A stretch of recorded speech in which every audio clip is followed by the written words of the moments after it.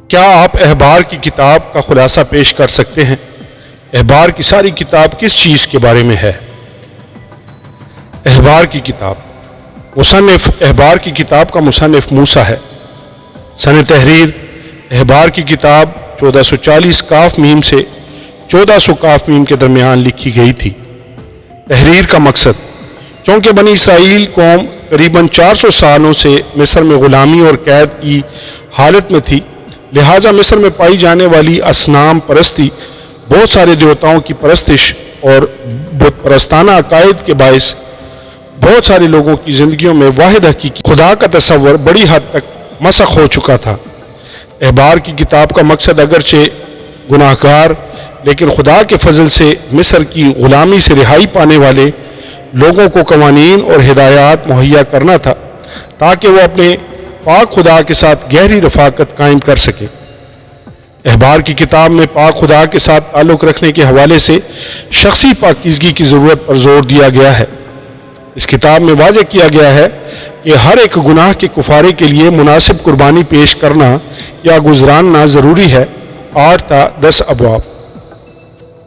اس کتاب کے دیگر موضوعات میں خوراک، پاک اور ناپاک کھانے، بچے کی پیدائش اور دیگر کئی ایک بیماریوں کے حوالے سے ضروری ہدایات شامل ہیں۔ 11 تا 15 ابواب۔ 16 باب یوم کفارہ کے بارے میں بیان کرتا ہے، جس میں لوگوں کے اجتماعی گناہوں کے لیے سالانہ قربانی دی جاتی تھی۔ مزید یہ کہ اس وقت اسرائیل کے ارد گرد پائی جانے والی غیر قوموں کی رسم و رواج کے مقابلے میں خدا کے لوگوں کو ان کی شخصی، اخلاقی اور معاشرتی زندگی میں نہایت احتیاط برتنے کا حکم دیا گیا ہے۔ 17 تا 22 آیات۔ کلیدی آیات: احبار 1 باب 4 آیت: اور وہ سوختی قربانی کے جانور کے سر پر اپنا ہاتھ رکھے تب وہ اس کی طرف سے مقبول ہوگا تاکہ اس کے لیے کفارہ ہو۔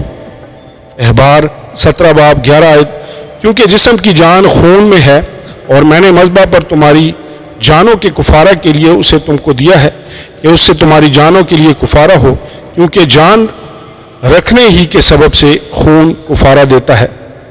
احبار 19 باب 18 آیت: تو انتقام نہ لینا اور نہ اپنی قوم کی نسل سے کینہ رکھنا، بلکہ اپنے ہمسایہ سے اپنی مانند محبت رکھنا، میں خداوند ہوں۔ مختصر خلاصہ: 1 تا 7 ابواب عام لوگوں اور کاہنوں کے لیے مقرر کردہ قربانیوں کی تفصیلات پیش کرتے ہیں۔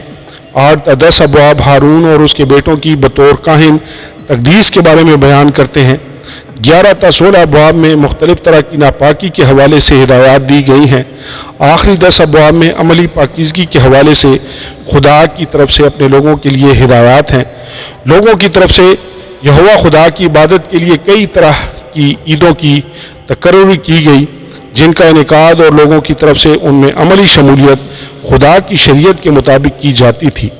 خدا کے احکامات کی پیروی کرنے یا انہیں نظر انداز کرنے کے ساتھ مختلف طرح کی برکات اور لعنتوں کو جوڑا گیا ہے۔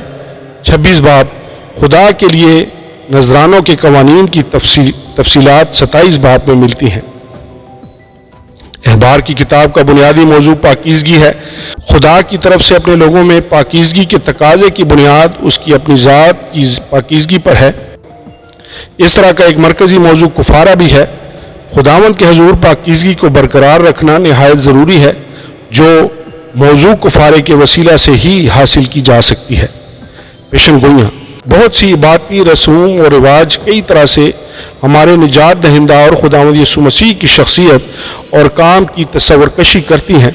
عبرانیوں 10 باب ہمیں بتاتا ہے کہ موسوی شریعت آئندہ کی اچھی چیزوں کا عکس ہے، جس کا مطلب یہ ہے کہ کاہنوں کی طرف سے لوگوں کے گناہوں کے لیے ہر روز پیش کی جانے والی قربانیاں اس حتمی قربانی یسوع مسیح کے صلیبی کفارے یعنی اس کی اس قربانی کی طرف اشارہ کرتی تھیں جو اس نے ایک ہی بار سب ایمانداروں کے لیے دی اور جو اس پر ایمان لانے والے سبھی لوگوں کے لیے کافی ہے۔ شریعت کے وسیلہ سے حاصل ہونے والی عارضی پاکیزگی کو اس دن کامل پاکیزگی سے بدل دیا جائے گا جب مسیحی اپنے گناہوں کے بدلے مسیح کی راست بازی پائیں گے۔ 2 کرنتھیوں 5 باب 21 آیت۔ عملی اطلاق: خداوند اپنی پاکیزگی کے حوالے سے بہت سنجیدہ ہے اور اس طرح ہمیں بھی اپنی شخصی پاکیزگی کے بارے میں سنجیدہ ہونا چاہیے۔ ما بعد از جدید کلیسیا میں خدا کو اپنے تصورات کے مطابق ڈھالنے اور اس کے کلام میں بیان کردہ اس کی خصوصیات کے برعکس اس کے ساتھ اپنی من پسند خصوصیات منسوب کرنے کا رجحان پایا جاتا ہے۔ بہت سے مسیحیوں کے لیے خدا کی کامل پاکیزگی، اس کی اعلیٰ و عرفہ شان اور اس کا ناقابل رسائی جلال پہلا تموتھیوس 6:16 پوری طرح اجنبی تصورات ہیں، یعنی وہ ان تصورات سے قطعی طور پر واقف نہیں ہیں۔ ہمیں اس کے نور میں چلنے اور اپنی زندگی میں سے اندھیرے کو دور کرنے کے لیے کہا گیا ہے تاکہ ہم اس کے حضور مقبول ٹھہریں۔ مقدس خدا اپنے لوگوں کی زندگیوں میں واضح اور شرمناک گناہ برداشت نہیں کر سکتا، کیونکہ اس کی پاکیزگی اس گناہ کی سزا کا تقاضا کرتی ہے۔ گناہ یا اس کے لیے خدا کی شدید نفرت کے حوالے سے ہمارے رویوں میں قطعی طور پر غیر سنجیدگی نہیں ہونی چاہیے، اور نہ ہی ہمیں اس چیز کو نظر انداز کرنے کی جرأت کرنی چاہیے۔ خداوند کا شکر ہو کہ ہماری خاطر خداوند یسوع مسیح کے جان دینے کی بدولت اب ہمیں جانوروں کی قربانی پیش کرنے کی ضرورت نہیں رہی۔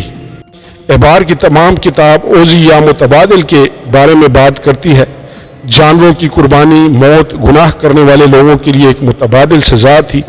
اسی طرح لیکن لا انتہا طور پر بہتر انداز میں یسوع کی صلیبی موت ہمارے گناہوں کی سزا کا متبادل تھا۔ اب ہم بغیر کسی خوف کے اس پاک خدا کے حضور میں کھڑے ہو سکتے ہیں، کیونکہ اب وہ ہم میں مسیح کی راست بازی دیکھتا ہے۔ آمین اور آمین۔